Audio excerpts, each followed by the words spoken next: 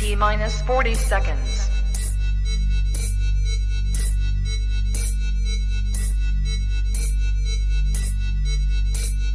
T minus 30 seconds.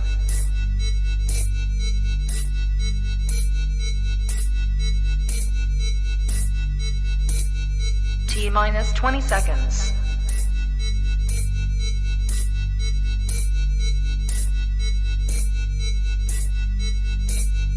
Ten, 9, 8, 7, 6, 5, 4, 3, 2, 1, 0.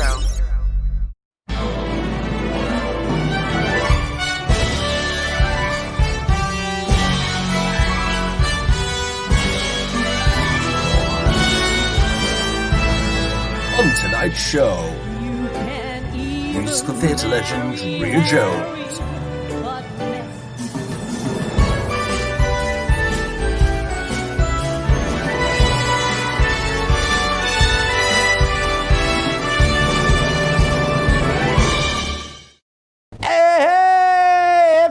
How the heck are you? And welcome to our lovely show this evening. Yes, you may have noticed, everybody, I am flying solo. I am here all on my lonesome in the little young Manchester Towers. We've got no director. We are following COVID rules to the absolute hilt, everybody.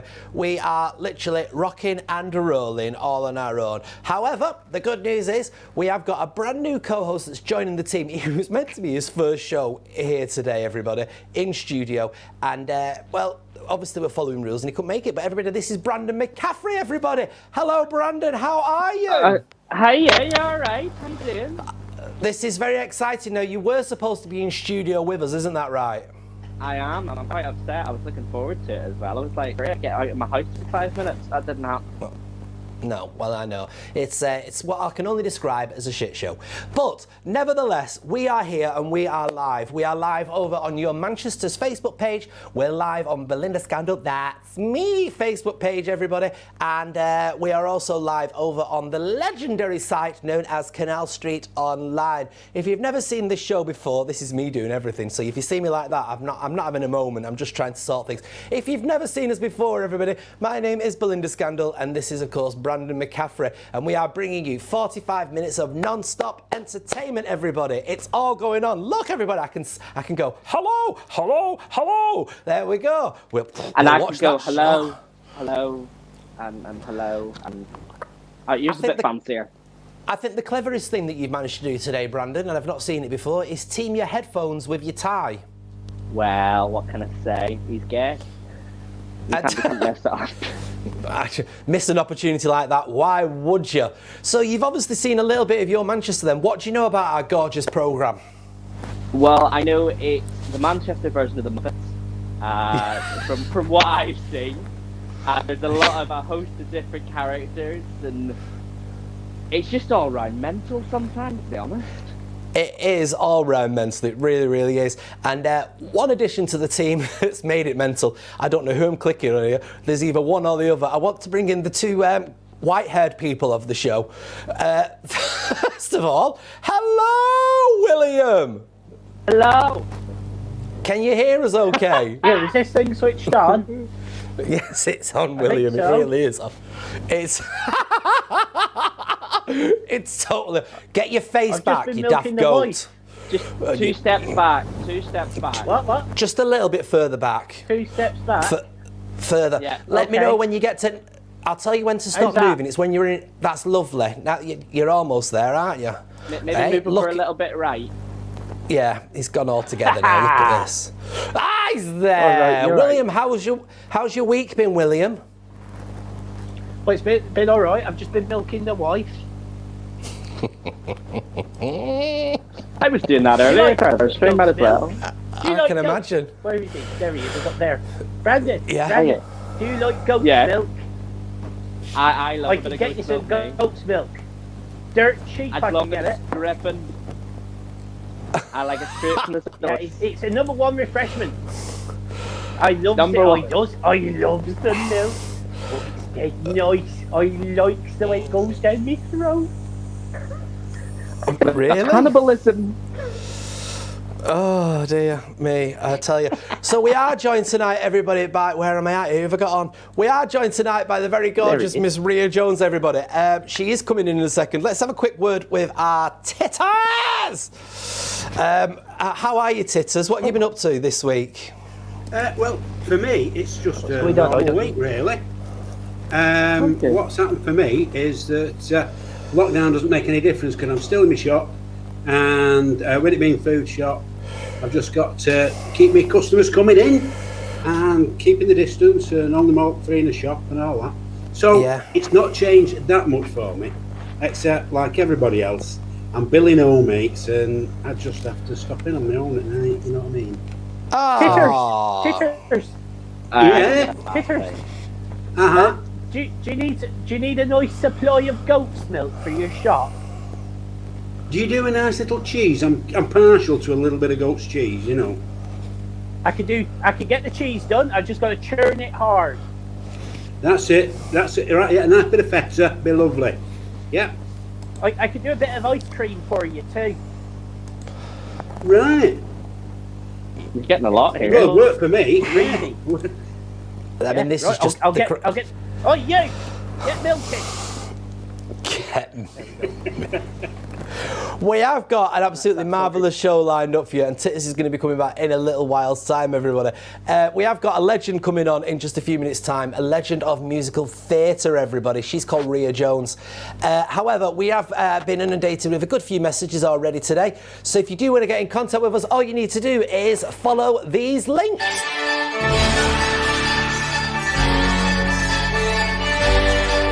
It's your Manchester. And that's all you need to do to get in contact with us. We're literally now just waiting for our guest to arrive, everybody. And she has messaged me. I don't know if you can see how this is all working today, but I'm literally all over the shop today, everybody. She's seen the message now. She'll be with us in a few seconds. We are, of course, going to be talking about a fabulous, fabulous show called Sunset Boulevard. And that's over at The Curve in Leicester. Well, it was meant to be. It's now gone online and it's doing absolutely fantastic. Let's have a look at the trailer. Let me take you back 6 months. I was at the bottom of the barrel.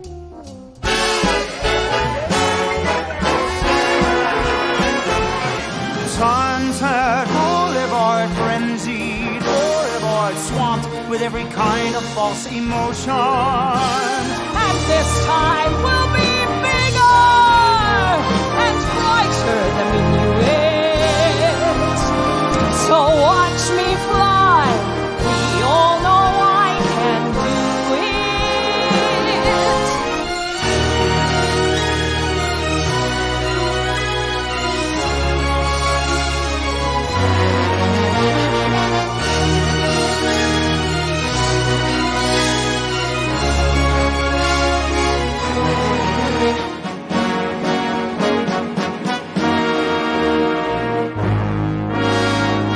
And now, Mr. Demi, I'm ready for my close-up.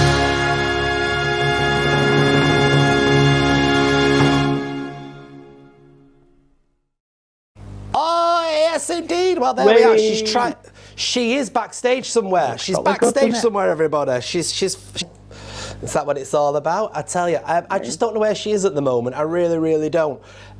So, let's just talk a little bit more, since we've got nearly 100 people watching us right at this very moment in time. Nearly 100 people. This is the most famous I've ever been. That was the last I time can well imagine.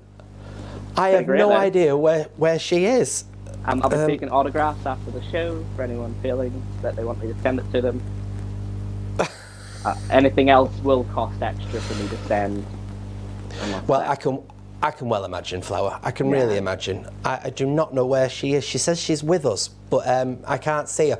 Titters, if you just disconnect for a second, we might have a bit of luck seeing if she's there. I love showbiz. I do. I love showbiz. Technology. Oh dear me. Oh dear. Oh dear. Oh dear. Oh dear. Oh dear. Oh dear.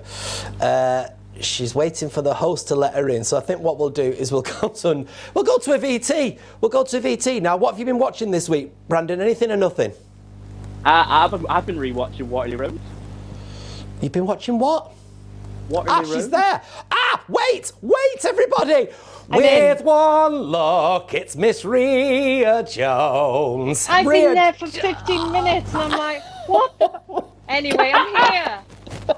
Oh, I've got to do my It's intro been a proper. long day. I can imagine you've been extremely busy with everything, haven't you? Crazy, but good crazy. So sorry, I don't know what. Suddenly it just went live cam and anyway, we're here. We found you. That's all You're that matters. looking So I've- gorgeous.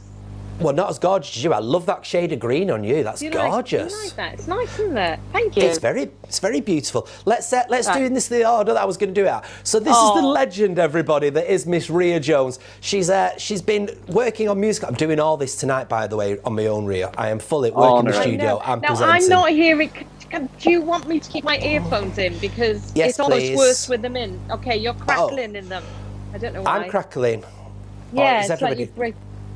Oh. Yeah, the whole feed is like a strange sound. It's You working need with me to Gareth keep them Gates in. again. Well, if you can hear us, I mean, it's up to you. Whichever When way is you- best for you to hear us. When you speak. No.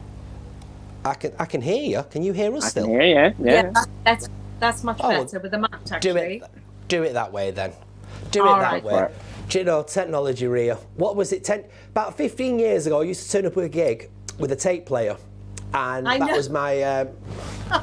And now I can't actually move from behind this desk because I've got that much wiring on. Anyway, this is the legend that is Miss Rhea Jones.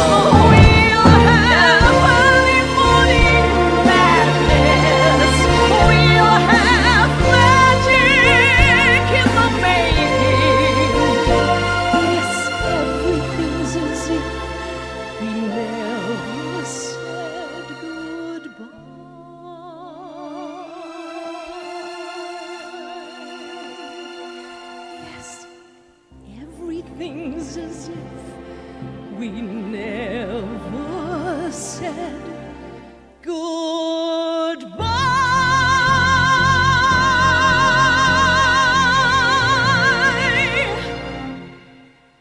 We taught the world new ways to dream.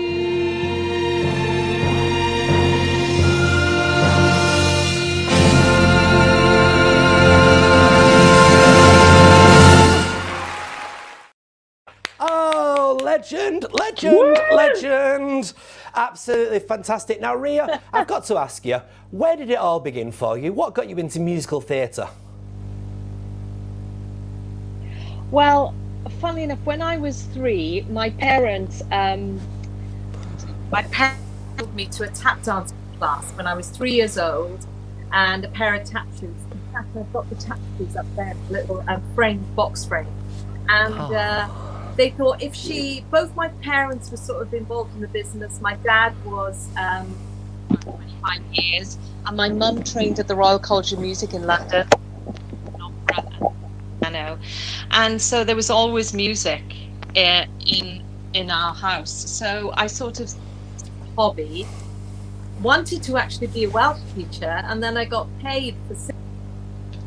And I did a summer season and got paid for that, and I thought, oh, if I can get paid for this, then that's all right. I'll Might as give well it a go go. full time. I never actually Yeah. sat down and thought this will be my career. It's something that was always in my life from the age of 3, with pantomimes, talent shows, singing around the house, concerts, choirs, and so it's always been in my family, entertaining people. So of course my brother's in the business as well. So I guess and then to get paid for it was just a dream job, and that was, well, I've been doing it 38 years now.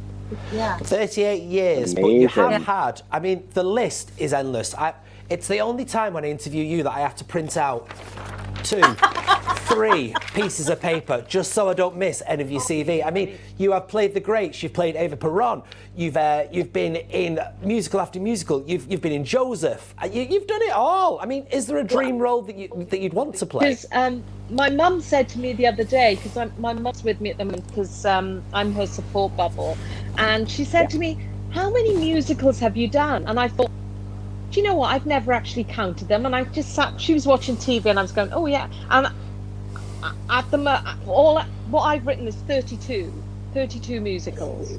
Yeah. 32. Oh my god. And some of them I've done.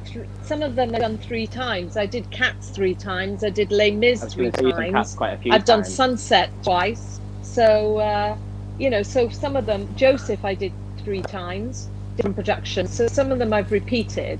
But yeah, 32 at the last count. And so I was in bed the other night and I went, oh, Honk! I think about Honk.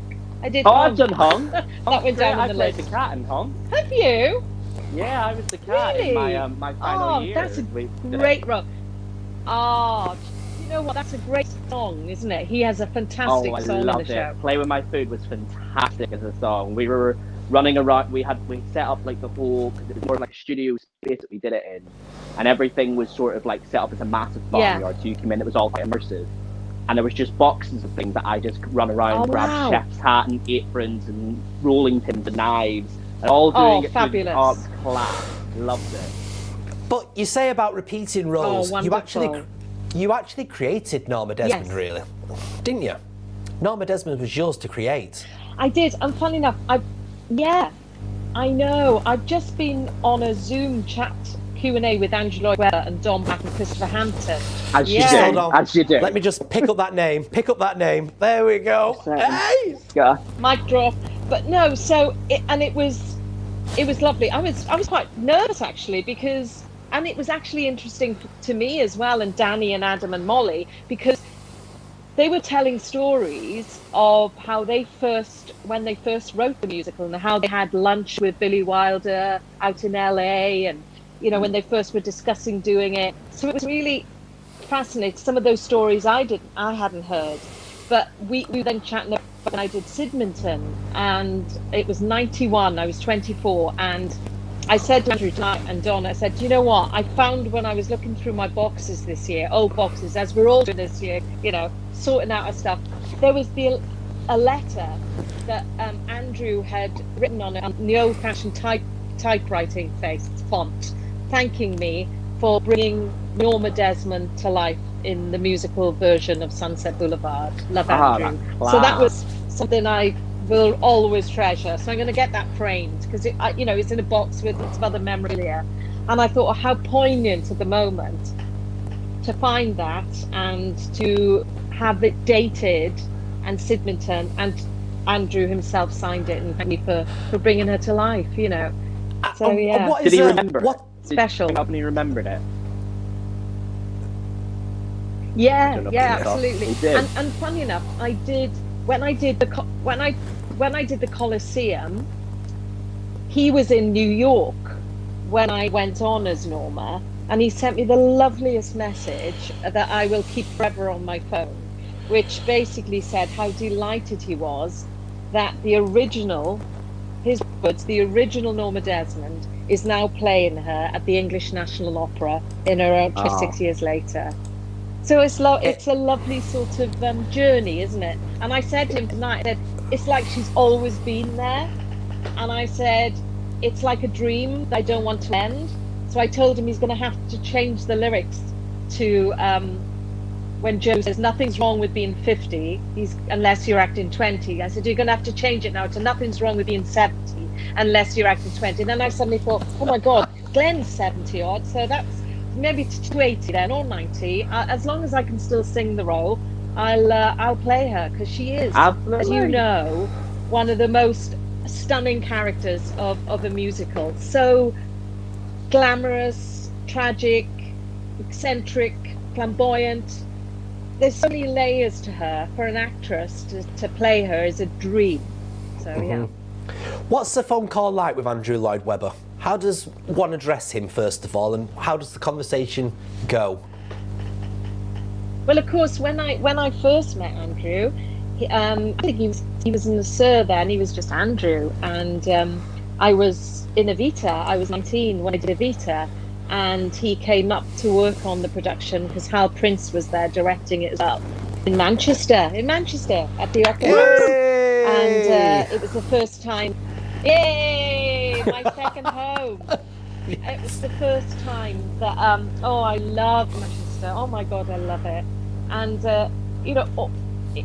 it was the first time Evita had only been performed in London, outside of London, in UK. So it was the first time it had ever been performed outside of London, Manchester, and I also Evans, Andrew and Hal Prince worked on the production. But when I got the call for Norma Desmond, that was, I felt like Annie with Daddy Warbucks, going to his house in Belgravia, you know, the mansion, and knocking on the door, and the butler answered and said, "Oh, Andrew's waiting for you upstairs with the piano," and I was like, "Oh my gosh," you know. But it was what dreams are made of, you know. Michael Ball, my Joe Gillis, he played Joe Gillis. Frances Raffel was Betty Schaefer. And we spent about 2 or 3 weeks. Michael Ball and I would drive down every day. I always remember he had a Lotus sports car, red sports car, and he'd pick me up and we'd be like, Joe and Norma driving down to Sydmonton, where we'd rehearse in the day, all day in Sydmonton, and you know, he had the pool and everything, and there's a chapel that Andrews had converted into a little theatre, which lent itself brilliantly to Sunset, because my first entrance, I came down a spiral staircase, which would have been the church, you know, by the altar, and he's had it converted with lighting and sound, so it was great. We had such fun. Such fun. I found some photographs the other day of that time. Yeah. This is where the Andrew Lloyd Webber rights are put on first, aren't they? This is where Phantom was performed first of all with Colin Wilkinson, but long before it becomes a finished product. Every single one.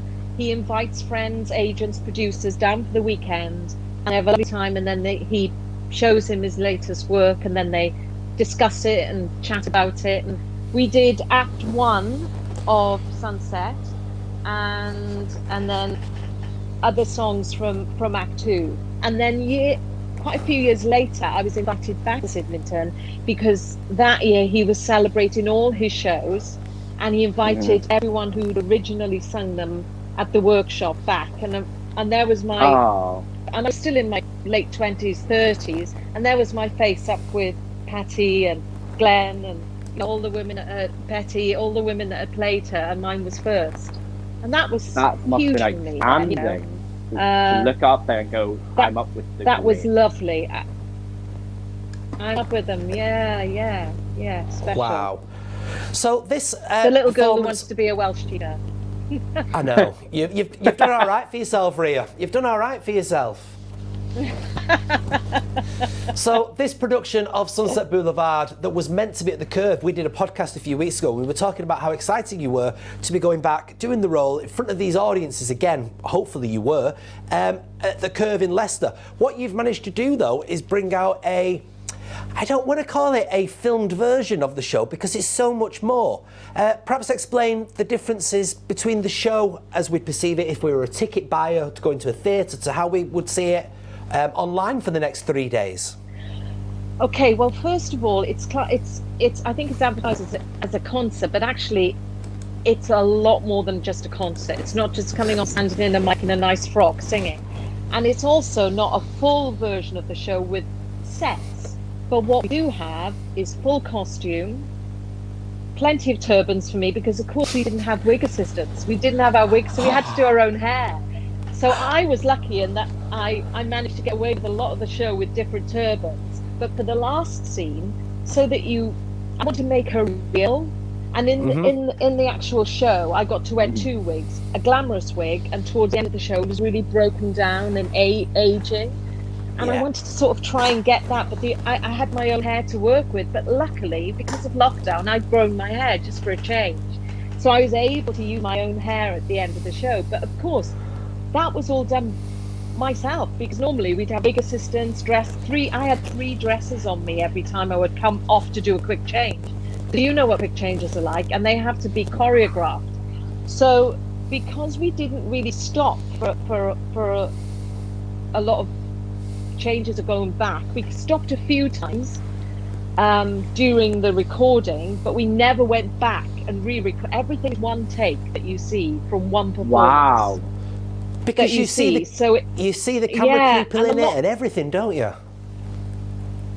Yeah, and we recorded two shows. a Friday show and a Saturday show, and I thought they would edit between them both, but they didn't. They kept just one show as was. One show. And they just edited in all the video bits they added, like, you know, the great shots of the film of the mansion and the car chase that was in the original production that we did, that Dougie, our videographer, is that what you say? Videographer? Yeah, he did videographer. Videographer. Yeah. Videographer. He did all that on the big screen when we did the touring production, which was fantastic. So we managed to edit some of that into it. Also, because the auditorium was empty, because there was no audience, it allowed us to have the orchestra in the same room, in the auditorium where the stalls were. Great. The orchestra were, and they were socially distanced, because if we had done it with an audience, they would have to have been up in the rehearsal room playing, and it would have been, you know, beamed down to us on stage, because they couldn't socially distance them in the pit. So what was lovely for us, we got to sing that fabulous score with the musicians feet away from us, that we could visually see, because normally that only happens in a sits probe, which is when you sit down for the first time with the musicians and sing the score. And that's my favorite day, when we hear the score for the first time. So for us, it was lovely to feel that we were all in the same space, and to perform it without an audience was actually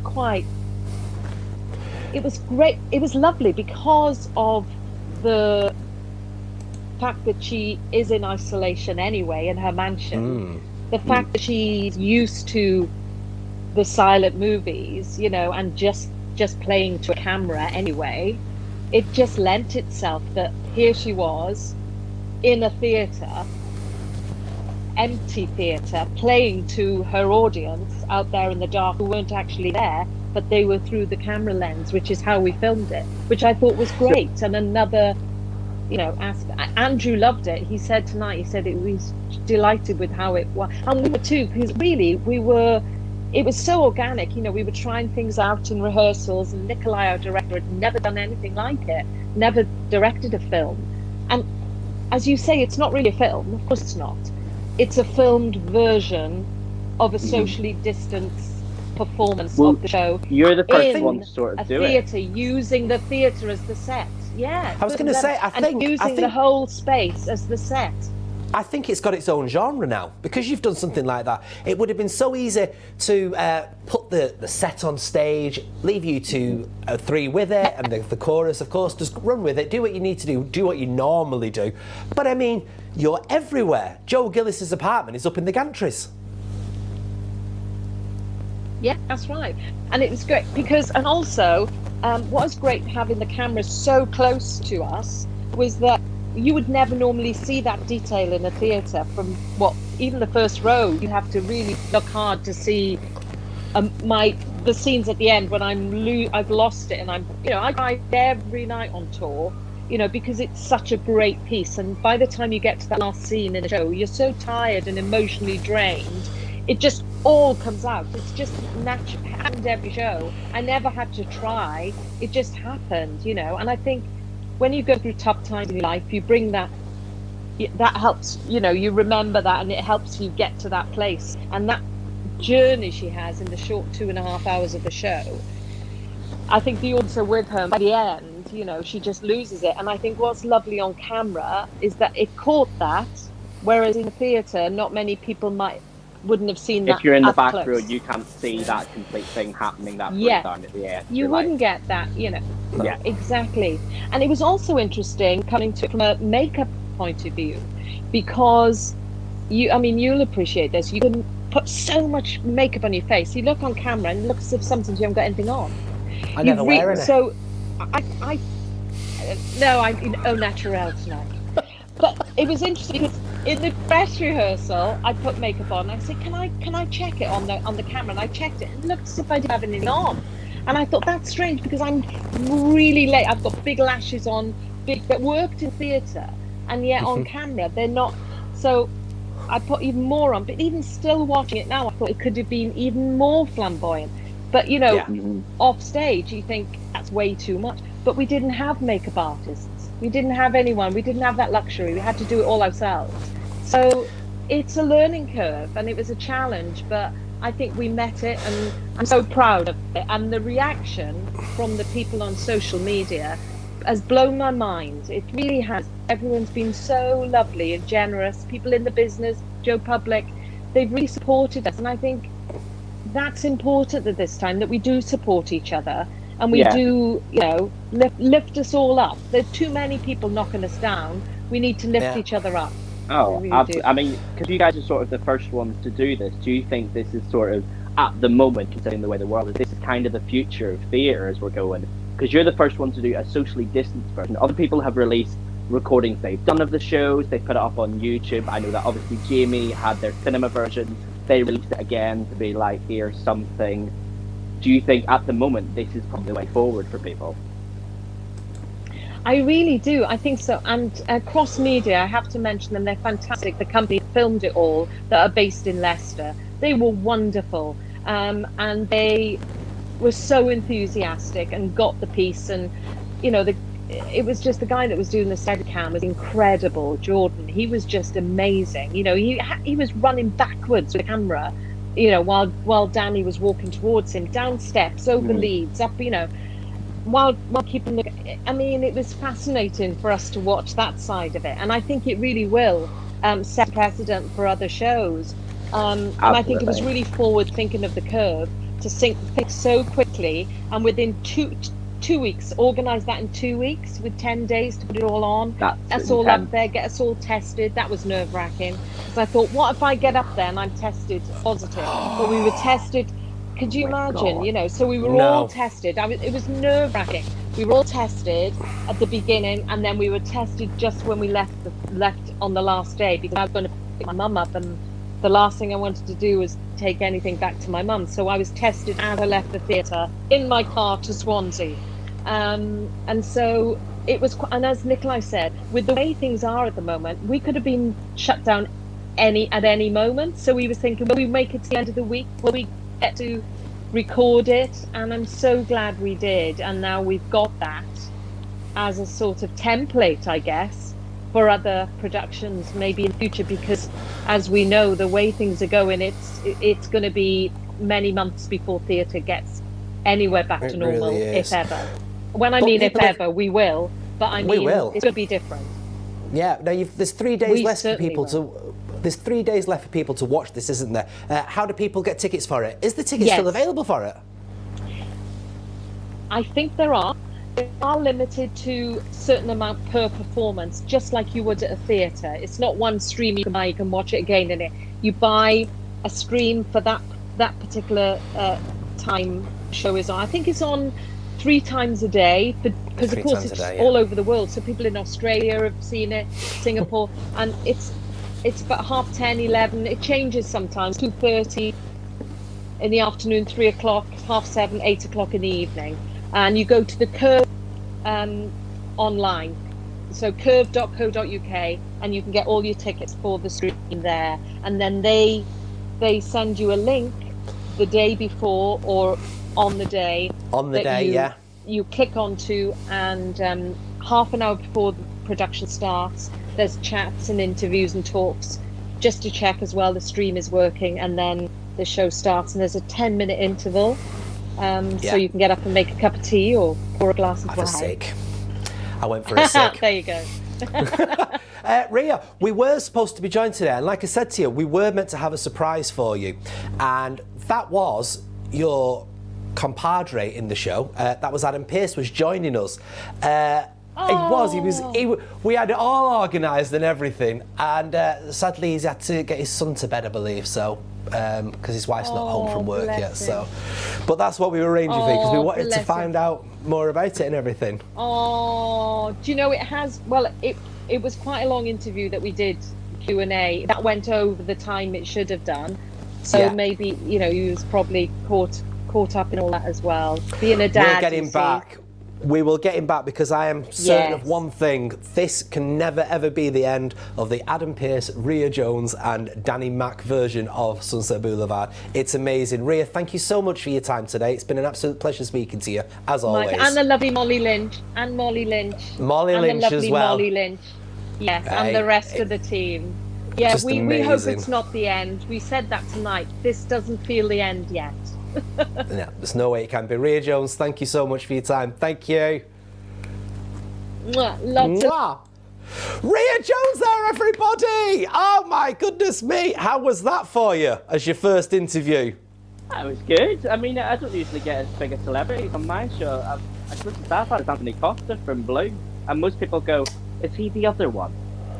Whenever I mention it, I'm like, "Yeah."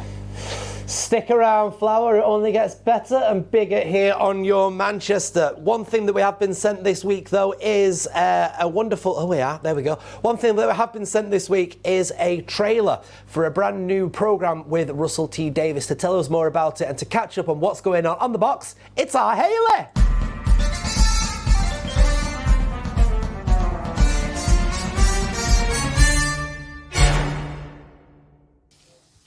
Hi, I'm Hayley and welcome to On The Box, and it's the first On The Box of 2021. Yay, it's a new year. Happy New Year.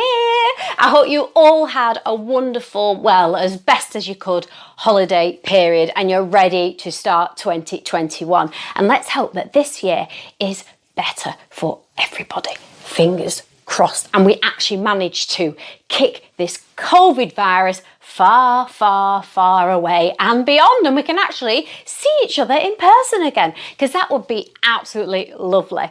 Now, things are moving forward a little bit on the filming front, so there's, I wouldn't say it was a light, but there's a little glimmer at the end of that tunnel there.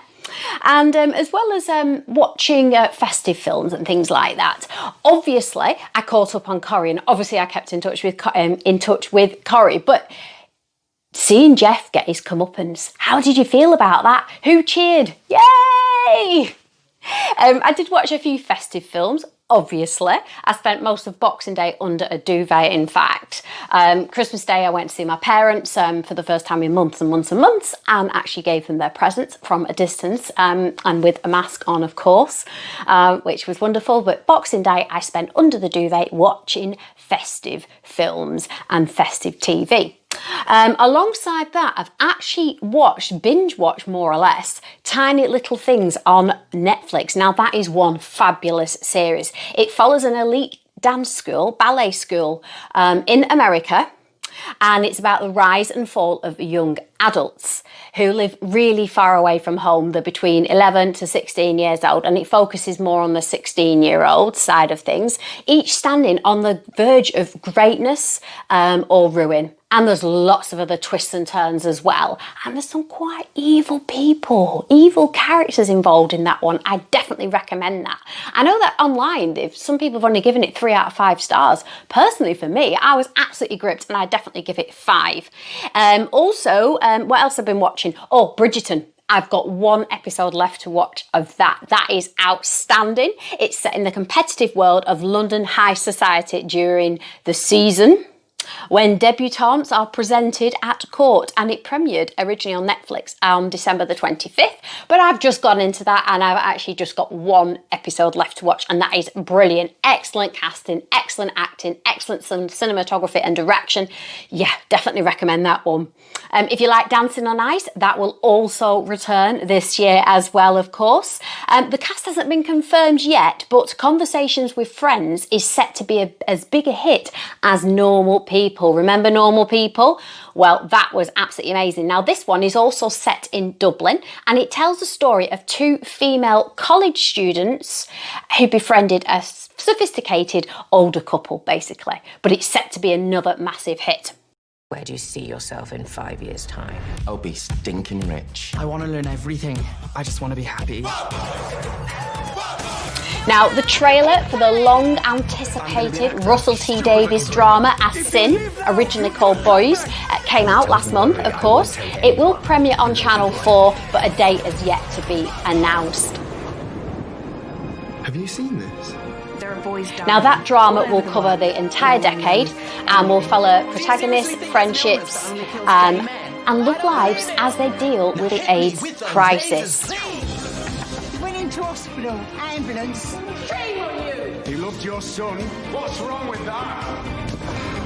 Do you think I should have known? I've got some news for you. Let's march! I'm gonna live. Brand new drama from Russell T Davies. It's a Sin. Coming soon to All 4 and Channel 4. Right, I think that's it from me for now. I'll catch you next time. Bye. Is she adorable? I love it. Tell you.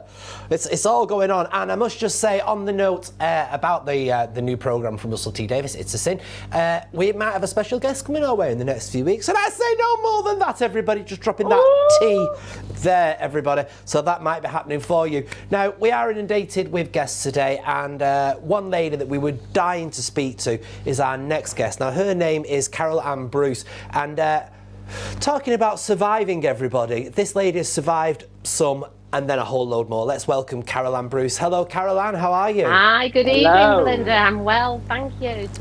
Well, now I've just realised how much you look like your son. It's bizarre, isn't it? Now, listen, tell us a bit about your story. You've brought out a book, and it's a fantastic book. But where did the inspiration for the story come from? So 9 years ago, I began having very, very strange, terrifying dreams that lasted for about a year, where this strange black man came and visited me every night. Unusual. And he used to sit on me and he used to paralyse me. And then before I knew it, I was in really, really bad nightmares, running around the house, seeing strange things. And then one night he came and he paralysed me and he took me on a journey and he showed me my future. And he took me to Strange Hospital and he actually showed me 2 patients, and one patient died and one patient survived, and when I looked into the patient's eyes, they were both me. And when I woke up the next day, I realised this dream was really, really too true not to be ignored. So I wrote everything down. I drew some pictures from what he'd shown me in the dream, and then I felt my breast, and I've never felt my breast before looking for breast cancer, and I found a lump straight away. I was 42 years old and I went straight to the doctors, who didn't think it would be anything to be concerned about, and I really wasn't happy with that. They said, well, we'll send you to the hospital and have you tested in 2 weeks' time. I thought, I'm not waiting 2 weeks, and I phoned up the private hospital, got a private appointment, and I went to the private hospital to see a doctor and get some tests done straight away. And it turned out that the tests all came back negative. And although I had a lump, they said it was nothing serious, it was just a little lump, they wouldn't take it out, nothing to worry about, off you go and enjoy your life and don't worry about it.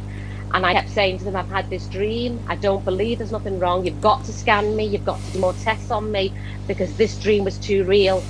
And he said to me, I had to pay for it, but if you want it, you're not going to go away without it, are you? And I said, no, I need this scan. And they said, we'll come back tomorrow. And I came back the very next day, and as soon as they rolled the scanner over me, they apologised and said, we've got it wrong, you've definitely got a lump. And this is what's inspired the book, from the journey from there. And how does that feel then when they've told you that you're kind of okay, you've got something there, but it's okay, and then you go in and you're told, actually, it's 1,000% more serious? Well, it's really frustrating. It's very, very frustrating. I'm a nurse anyway. And that's not what made me pursue it. It was the dream was so real. This person that came to visit me in my dreams, which I now think was the angel of death, they were either warning me that it wasn't my time to go, but the book tells it all in more detail. But what they showed me that night, even the hospital I went to was an hour and a half's drive where I live. So even when I was going for the first private test, it wasn't the correct hospital from the dreams. Everything was coming through with what was happening with all the tests. And it was only when they finally booked me in for my surgery and they said to me, unfortunately, we can't get you into the private hospital where I've been seeing you.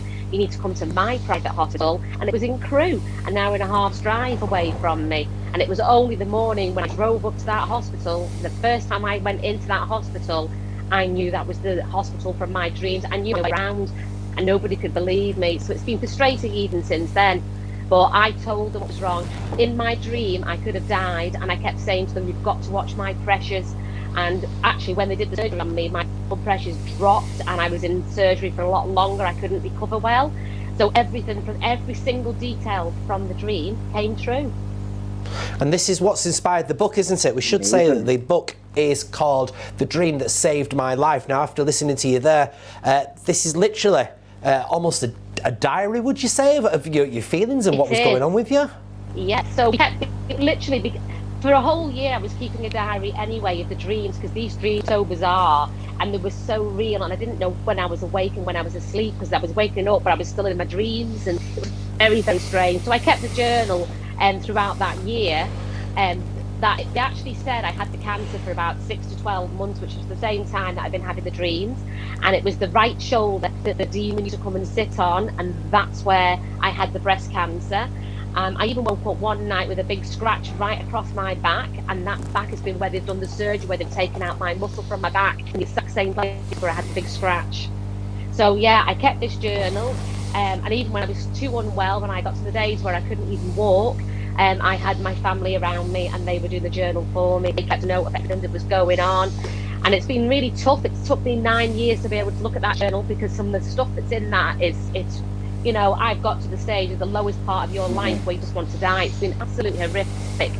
But I've got through that because I need to let people out there know people must be checking their breasts no matter what age they are, whether they are male or female, you must check your breasts. And even if you watch it tonight, please just go and do that one little job. Just check your breasts.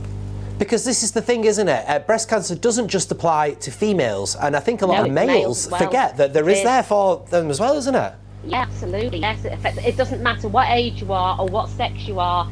It doesn't discriminate. Breast cancer will come to anybody, and it's a little bit like COVID at the moment, isn't it? It's literally everybody's getting breast cancer as well. So it takes literally a couple of minutes to check your breast, and people say to me, I don't know how to check it. What if I've got a lump and I can't feel it? All I can say from my experience, if there's a lump there, you'll find it. There's not a lump there, it's because you've not got a lump. So don't worry if you've not got it, but be aware and know your breast, know your body, because these doctors all told me I didn't have cancer, and if I had just been a normal person and walked away, I had nearly stage 3 breast cancer. Stage 4 is terminal, there's no stage 5. I would not be here today doing this interview.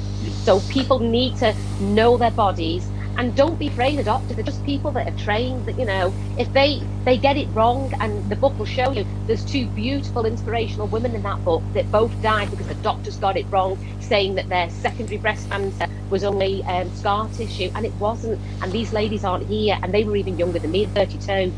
So don't, you know, if you're not sure and you know your body, then challenge the doctors and make sure you get what you need, get the test that you want. Yeah, that's what it's all about, isn't it? So this book then, where can we get this lovely book from? I believe it's available on Amazon, is it? It's in Amazon, and it'll be in all good bookshops from the 6th of January.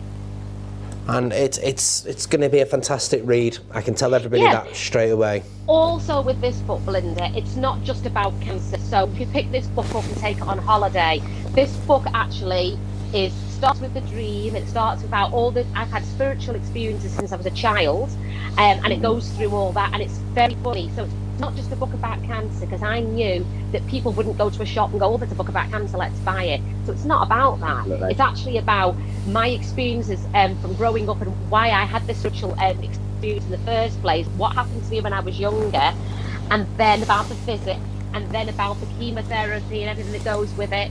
Then it discusses these other 2 inspirational women, but it's funny all the way through. So you won't be reading a book, you'll be laughing and crying reading this book. I've read it twice, it's really good. Well, I hope you've enjoyed it. I hope you enjoyed it. I'd be more worried if you didn't. Like a survivor's story isn't necessarily always a gloomy story. A survivor's story has both light and heart, doesn't it? It is, yeah. The reviews I've had so far, people have said they have laughed and they have cried and they've laughed even more. And that's what I wanted, but I've still got it over in a very, very positive way. The book is all about positivity, because that's what gets you through when you've got cancer. You've got to be positive. Thank you very much, Carol Ann Bruce, everybody. Check out that book, everybody. It is called The Dream That Saved My Life, and it's available in all good bookshops now, or, of course, in Amazon. Right then, Titters! Are you there? Yeah, the reviews I've had so far, people have said... He's back. Titters is watching it back. Titters, can you hear us? Hello, Titters? Hello. Hello. Can you hear me? We can hear you. Can you hear us? Stop watching it. There we go. How are you, Titters? Can you hear us all right?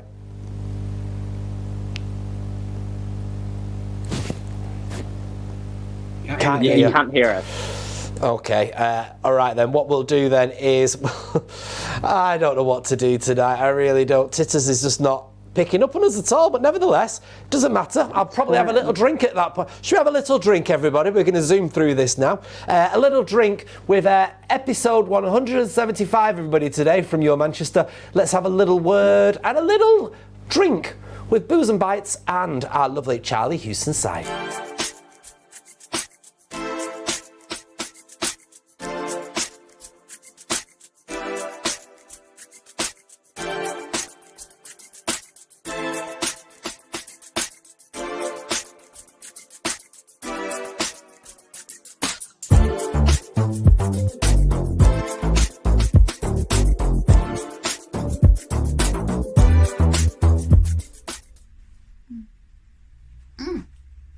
Hello, my loves.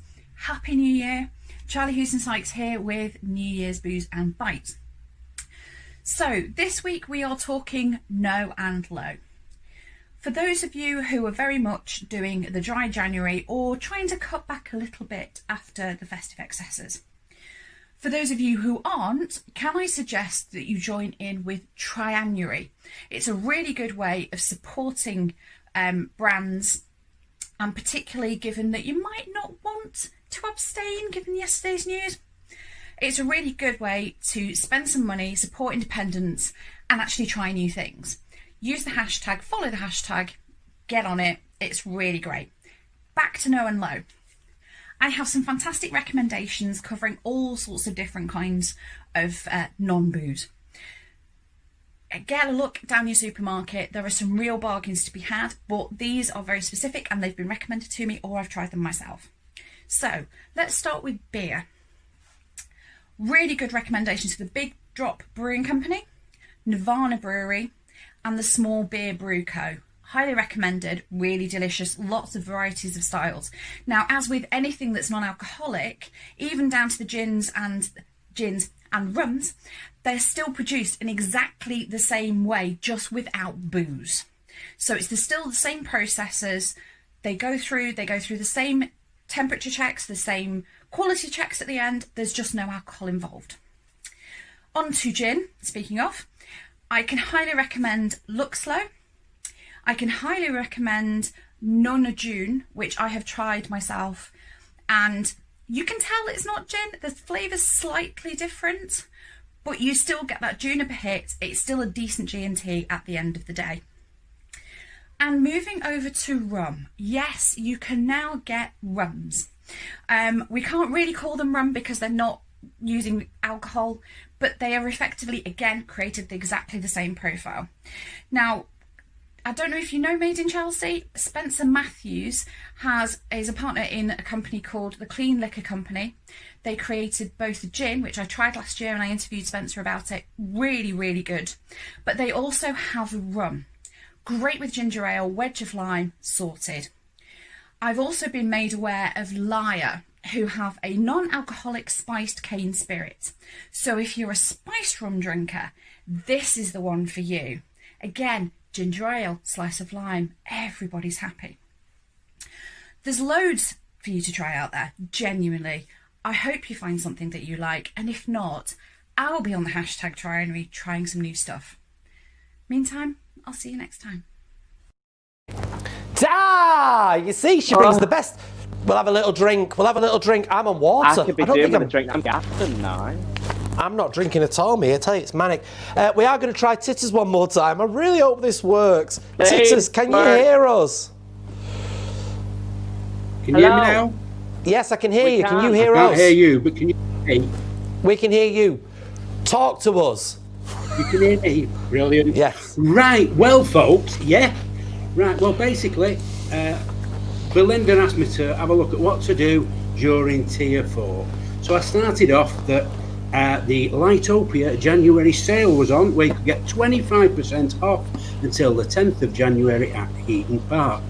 However, after Monday's speech, that was all cancelled. So we're back into lockdown as well, like we were a little bit earlier.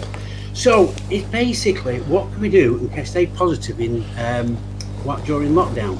So the first thing I did, like every good English chap, I thought I need a cup of tea. Sort it out, get my headspace, because you can't beat a cup of tea for doing it. So I went along and I just had a look at the kettle, and I thought, that needs descaling. So what I did, I decided that I'd start descaling the kettle, which it's quite a simple operation. What you do is you get your vinegar and you pour it over the elements, and you leave it for about an hour. Then you top it up with water. Hot water. And then you can click it on, boil the water. Boil the water and then. It's fresh as a daisy. Fresh as a daisy. Yeah. Oh. And so, but on a more serious note, we've got to keep all this going, haven't we? We have. And so, just a few options that the viewers, if you're Manchester-based, I'm sure even if you're not Manchester-based, there'll be places within your areas where you can do similar stuff. But in Manchester, I'll highlight once again the Bee Vocal Choir. It is there. It's a fantastic setup. I mean, we've spoken to them before, about them before. Absolutely wonderful people. And they're on our doorstep. And you can join in there because they're doing virtual stuff still, I believe. The next one, it's taking a little bit of care in your neighbourhood. Because Trafford do it, and it's the Be Responsible group. Oh, it sounds a bit boring, but before the magistrate makes you do it, why not do a bit of voluntary litter picking and just keeping your own place tidy? You're out in the fresh air, and if you're out in a group, distanced, I think we might just get away with that. And basically looking after cleaning our own front doorstep. And another one is doing the old yoga. Now, there are groups about. There's one that I follow on Facebook. It's Millie Does Yoga, because I know Millie. So she's qualified. She did yoga to get her own head straight, but because she was suffering, and so it's a great sort of like exercise for getting the body right. She's available for. I know she does one-to-one. She does group bookings. Basically, you need a mat, and you can follow on the internet and keep going with them. So really, there's plenty of stuff to do, but mainly make sure you get out, you do your walk with your head up, have a look round. If you're in the city centre, it's fabulous because there's that many buildings that you've probably never looked at before because you're looking at the pavement. Take that bit of time, have a look up. And if you're out and about in your own local area, there's a load of footpaths, I bet, that you've probably never trodden. And you probably lived there for years. Go and have a look. You're in the fresh air, have fun, and really stay positive if you can. Love it. Thank you very much. Right. Cheers, me. Titsers. You do me now. Go. I love it. She's gone. There we go. Right, well, just before we go today, then everyone, we are going to wrap it up. I didn't realise how long we've been on for. I tell you. Hey, right. Just before we go, then, everybody, let's first of all, Brandon, what can people do if they're a little bit upset or a bit down at the moment? Well, we are obviously back in lockdown officially again. And everyone, it's going to be a lot of effect on people's mental health and their ability and what they do when you're stuck in the house all the time. So we've got a lovely little VT for people to have some information on what to do.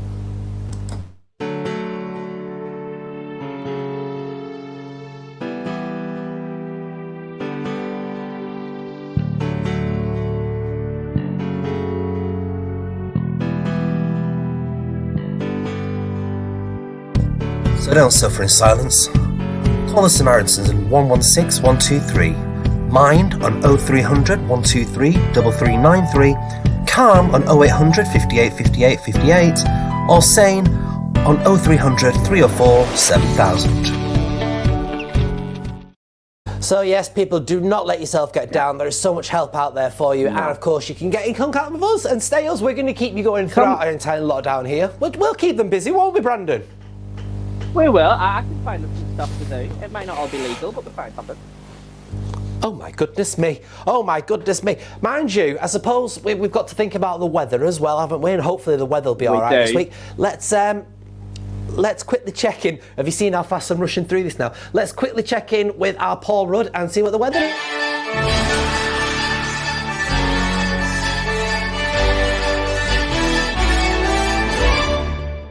Good evening, Belle. Good evening, everyone, and Happy New Year. Welcome to the first weather forecast of 2021. I've come out at the front of my garden this week to the Christmas tree at the front.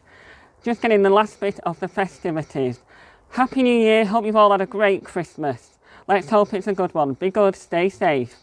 Alright, let's have a look at the first weather outlook of 2021. Here are my weather maps of 2021. Let's take a look at this, ladies and gents.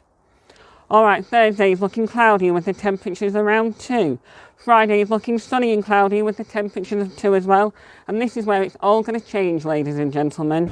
Saturday is sun, cloudy and snowy with the temperatures of 3. And Sunday is looking rain, sleet and snow with the temperatures of 3. So ladies, ditch those high heels, get your glamorous coats on, get your fur hats on and get your muffs on. Keep your hands nice and warm. And now it's time to hand over back to the unforgettable Belinda Scandal for this week's first weather forecast of 2021. Back to the studio for your Manchester. Happy New Year, everyone.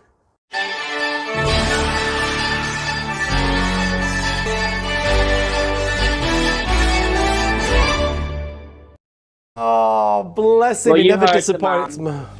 There's going to be loads Keep my of muff snow, warm. so don't be afraid to lie down, get your legs out, do some snow angels. We've all done it before. You've just got to keep your hands inside your muff. That's the only way to keep warm. Absolutely. Absolutely. Have you had a good show today, Brandon? I had a great time. Yes, and you'll be back with us in the next few weeks as well.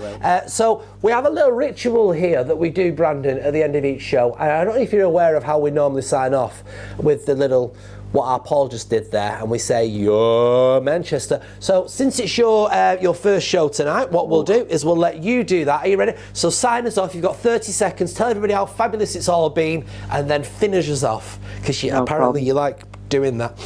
Go! Thank you very much for everyone watching the show tonight. I hope you've enjoyed watching me and Belinda as we talk some crazy things, spoke to some amazing people and amazing backstories. But for now, it's goodbye from us and goodbye from everyone else, I suppose. So, see ya and thank you very much. Your Manchester. Ta-ra, flowers!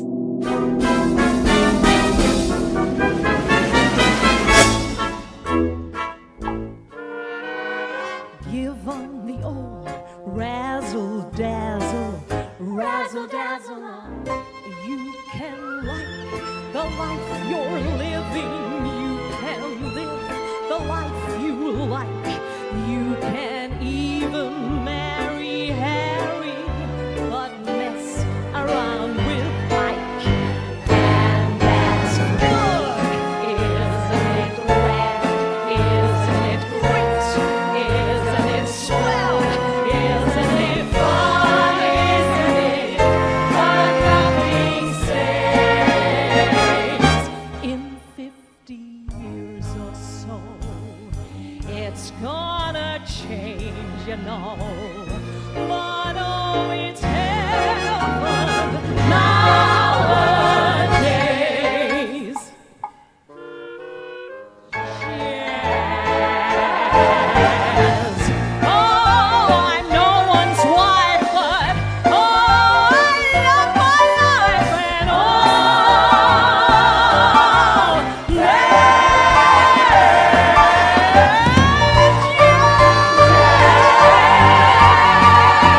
yes, and that's jazz.